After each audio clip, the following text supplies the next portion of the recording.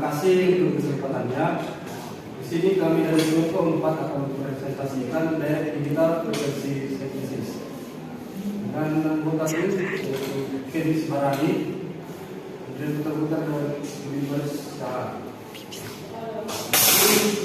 Ini akan kami presentasikan dari desain presentasi UMS IP for development driver experiments dan project.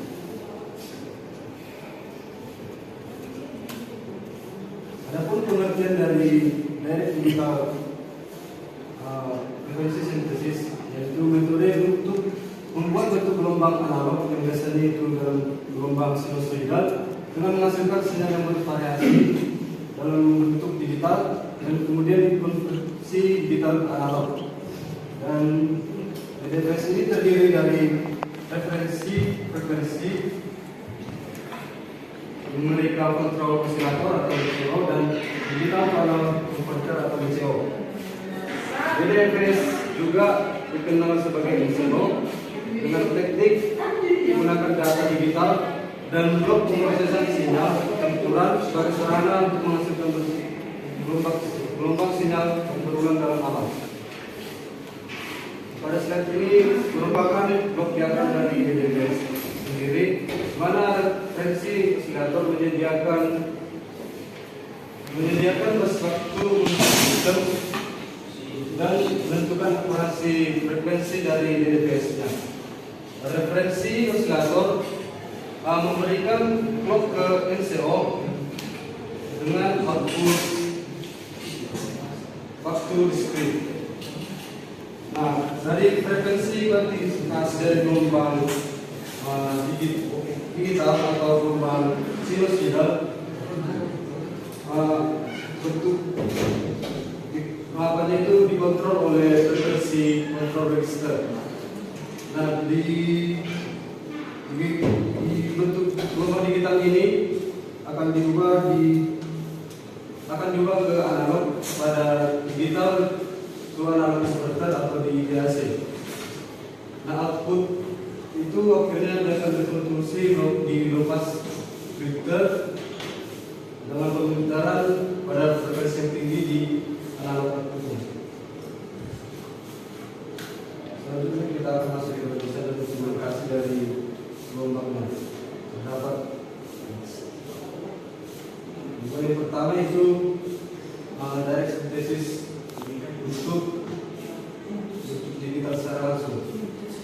Terdapat blok diagram dari sintesis digital form, di mana untuk mensintesis bentuk gelombang digital ini skema DFS ini membutuhkan fase yaitu fase register dengan output akhirnya itu MSB atau most significant bit yang menghasilkan pengulangan dari sisi yang paling besar.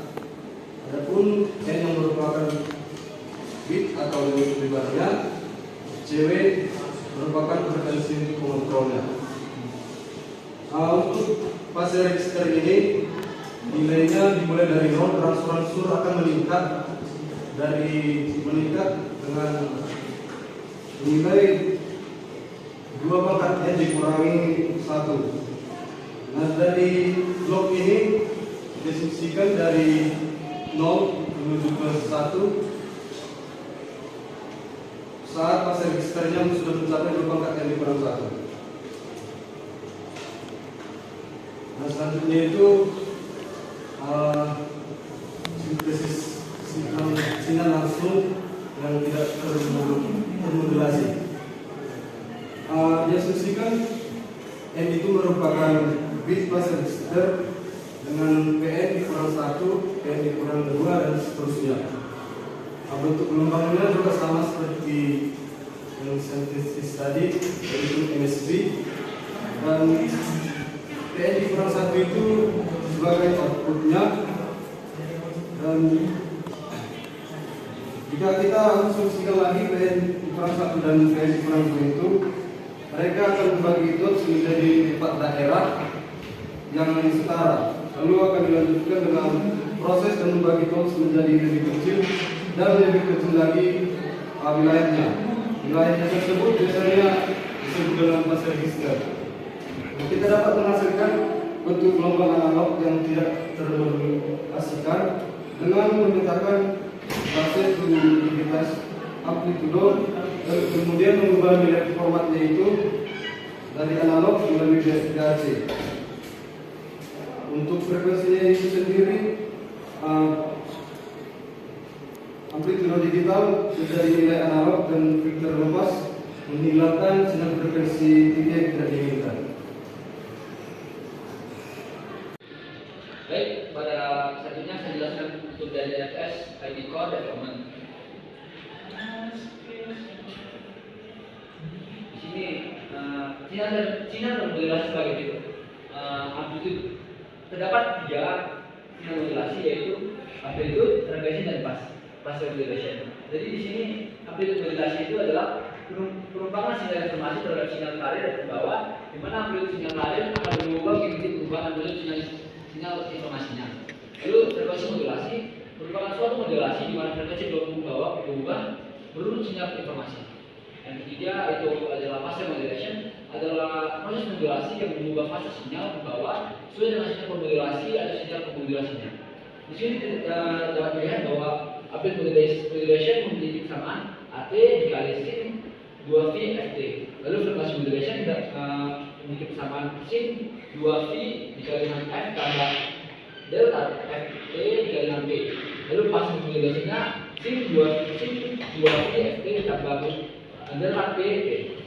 Lalu kita asumsikan suku-suku AT, delta FT, dan delta PT telah diproses dan dibuat pembentukan sesuai, yaitu untuk FTCW yaitu frekuensi control load kegagalan dikarir dengan itu pengubahan format dari F.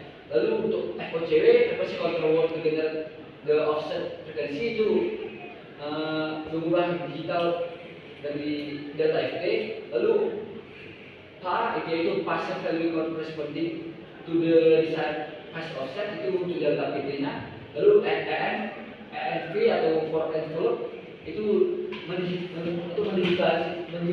mendigitalisasi mulai dari AT. Dari sini terdapat register map, di mana proses NIFT2 mengkonfigurasi sirkuit DFS dengan menentukan nilai dari 4 kunci parameter FCCW, FOCW, PFH, dan NFT atau envelope yang tadi dijelaskan, dan dengan membuat data tabel pencarian yang tidak diperlukan. Register offset alamat dan bidangnya adalah sebagai berikut. White address atau dalam form itu yaitu offset 0 dengan bit 25 dimasukkan ke ACCW register. Lalu offset 1 dengan bit 25 dimasukkan ke FOCW register. Lalu offset 2 dengan bit 25 dimasukkan ke fase register. Offset 3 dengan bit 15 dimasukkan ke envelope register.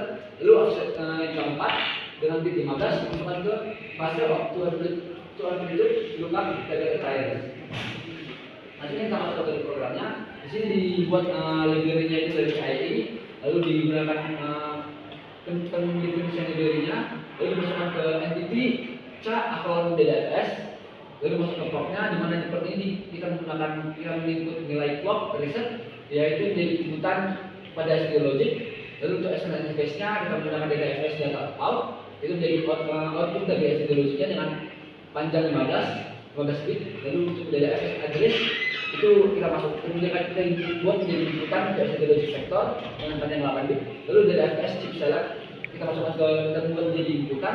DFS write kita buat jadi inputan SD logic-nya, dan DFS write data kita buat menjadi inputan dengan panjang 31. Lalu kita akhiri entity-nya. Lalu kita masukkan struktur, dimana struktur of cua kalau DFS saja yang entity tadi. Di sini kita lihat bahwa sinyal FCCW rec, FOCW rec itu merupakan SD logic dengan nilai panjang 25. Sinyal VAR dengan itu merupakan SD logic dengan panjang 25. Sinyal NF itu merupakan SD logic dengan inputan dengan panjang 15. Lalu dengan sinyal WR itu merupakan WR1, WR2N itu merupakan SD logic, dan sinyal WR FCCO FOCW, WRK, WRNF itu merupakan masuk ke metodologi. Lalu kita mulai melakukan bikin instalasinya, dimana kita masukkan port PAM itu untuk clock kita masukkan sebagai clock, reset kita masukkan sebagai reset. FCW kita masukkan sebagai FCW register, FOCW kita masukkan sebagai FOCW rec, PAM kita masukkan sebagai PAR rec, dan NF sebagai NF rec. Dari sini kita buat P2A underscore WE itu kita masukkan kita masuk ke WR P2 rec. Dan ini juga sama kita masukkan dengan panjang 27 dan panjang 15. Lalu kita masuk ke data outputnya P2A underscore outputnya itu menjadi data data outputnya. Lalu P2A output itu menjadi masuk ke open. Lalu kita masuk ke proses registernya, di mana proses ini memiliki parameter yaitu clock dan reset, di mana kita mulai jika reset 1 atau reset true, nilai true, maka FCW register dengan yang lain itu 0. Jika reset true, maka untuk yang lain itu bisa nilai 0 akan dimasukkan ke FCW register. Di saat yang lain nilai 0 masuk ke FCW register, saat yang lain nilai 0 akan masuk ke fase register. Lalu di saat X 7FF atau hampir dengan 1 akan masukkan ke envelope register. Itu tadi if-nya, lalu else if dengan parameter clock even dan clock dengan 1 atau true. Jika WR FCW dengan sama dengan 1 atau true, maka FCW register akan menerima inputan yaitu DDFS berdata dengan panjang 25. Di akhir ketiga, lalu if lagi untuk FCW nilai 1 atau true, maka FCW register akan menerima inputan yaitu dari DDFS berdata dengan panjang 25. Lalu dengan if lagi, baru masukkan if lagi dengan WR sama 1 atau true, register akan menerima inputan dengan DDFS berdata dengan panjang 25. Lalu if WR envelope bernilai true, maka envelope register akan menerima data dari DDFS berdata dengan panjang 15. Lalu di akhir prosesnya, lalu sini masukkan ke where decodingnya, di mana bisa WR menilai true ketika DDFS berdata dengan true juga, dan DDFS chip selectnya true dan nilai 0 kita masuk ke WRN, dan sama juga bisa DDFS menilai true dan dengan bit 0 dan WRN envelope-nya true dan nilai 0 kita masuk ke FCW.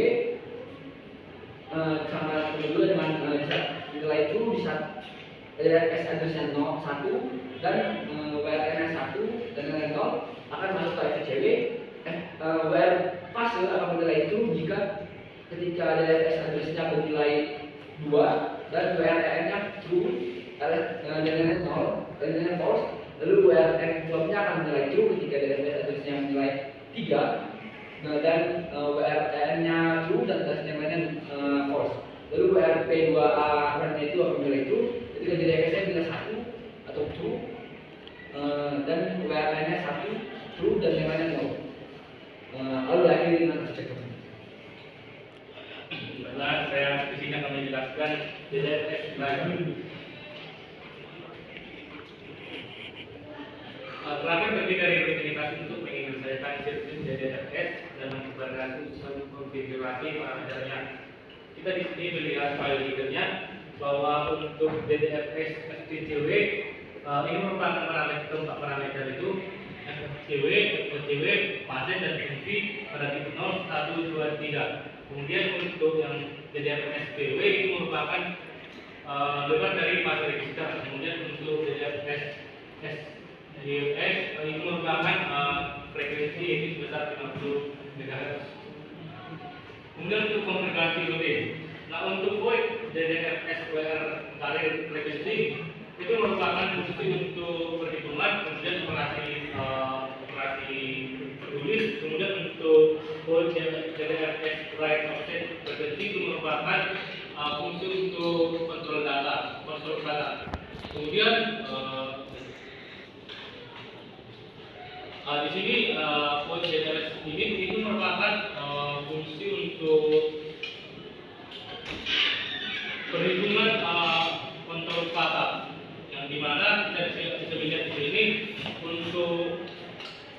audio dengan SFC sendiri merupakan